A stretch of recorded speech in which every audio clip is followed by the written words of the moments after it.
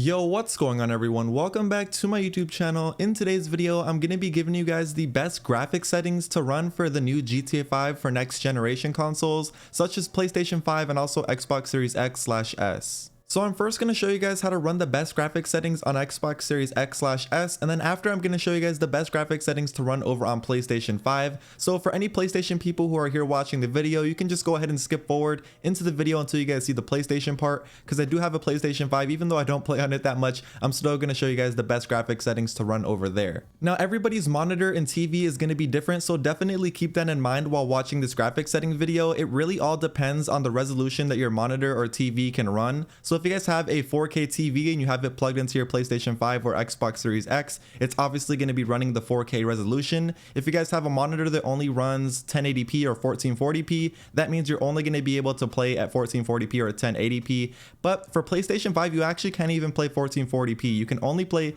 1080p and 4K. You can't play anything in between that. Over here on Xbox Series X though, you can actually play resolutions in between that. Me myself, I personally play in 1440p, which is like 2K if you think of it like that, and you can actually run that on Xbox Series X. But when I switch over to PlayStation 5, you guys are going to see that I actually cannot bring my resolution from 1440p on Xbox over to PlayStation 5 because PlayStation doesn't support that. Anyway, I'm talking a little bit too much. Let's get into the graphic settings for Xbox.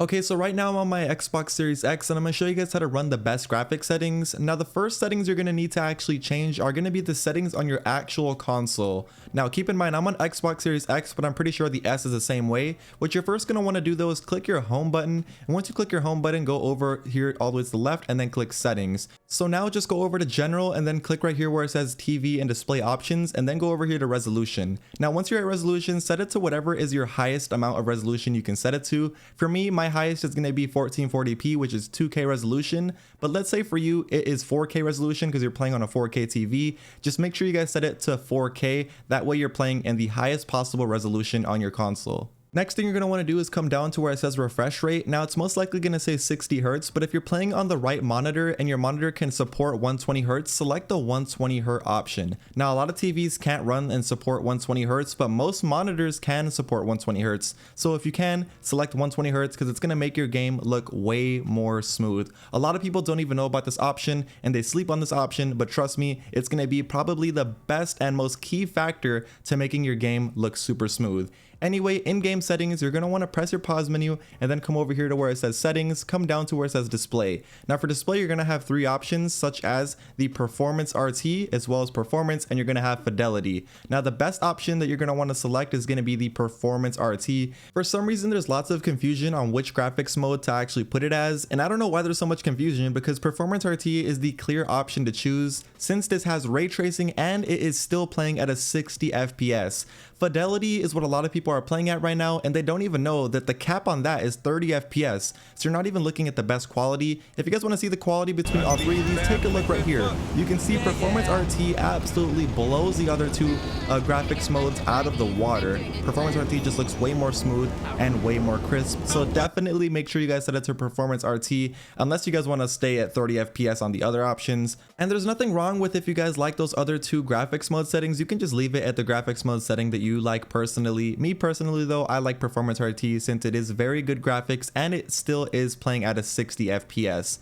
Anyway, those are going to be the graphic settings to run over here on Xbox Series X/S. Now let's get into the graphic settings that you guys can run over on PlayStation 5 to make your graphics look the absolute best. Alright, so I'm now over on my PlayStation 5, and of course we're gonna first put the settings for the console and then we're gonna go into in-game settings, but the most important settings to do first is gonna be your console settings. So first thing you're gonna wanna do is go on your PlayStation Home, and once you guys are on your PlayStation Home, you're gonna wanna go over to your settings. So right here you can see I'm going to my home, and now go over to the top and go over here to settings. Once you're here at settings, scroll down until you guys see screen and video and go ahead and select that. Once you guys select that, go over here to the right where it says resolution and set it to your highest resolution. You can see right now I can set it to 2160p, but sadly PlayStation 5 does not support this. They only support 1080p and 4K resolution, nothing in between, which kind of sucks. But just set it to the highest amount of resolution you guys can possibly set it to. Once you guys have that set, now come down to where it says enable 120 Hz output and set that on automatic if you have a monitor that supports 120 Hz. Most monitors support 120 Hz, by the way. I know lots of people don't really know a lot about monitor specs and stuff like that. They just buy a monitor. Just know most of them support it unless you have like a really cheap one.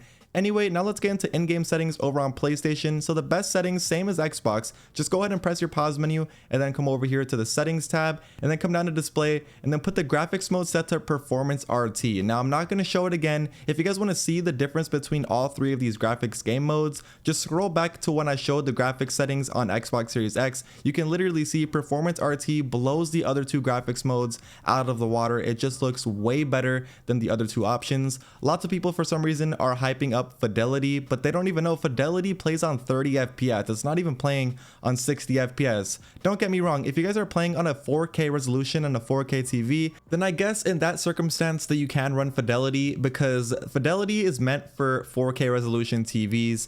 But even then, on a 4K TV, I still recommend you guys use performance RT because it just looks incredible. I mean, just look at the gameplay right now. All this gameplay that you're looking at is being played in performance RT graphics mode, and the ray tracing makes the game look absolutely insane. I wish they had more graphics mode settings where we can make the ray tracing look even more detailed, but who knows? I guess we'll just have to wait and see if they end up adding more graphics modes. I highly doubt it, but all in all, GTA 5 for next generation consoles or GTA 5 expanded and enhanced, I'd say is 100% worth it. And I know it does suck that if you don't have a next generation console, you can't even play this expanded and enhanced. And a PlayStation 5 runs you around $600, and same for the Xbox Series X. But if you guys aren't trying to spend $600 on a next generation console, you can always get the Xbox Series S. It's not sold out. You can get it for retail price, and I'm pretty sure the retail price for it is around $300, which is half the price of both of the next generation consoles, top line console, which is Xbox Series X, and also PlayStation 5.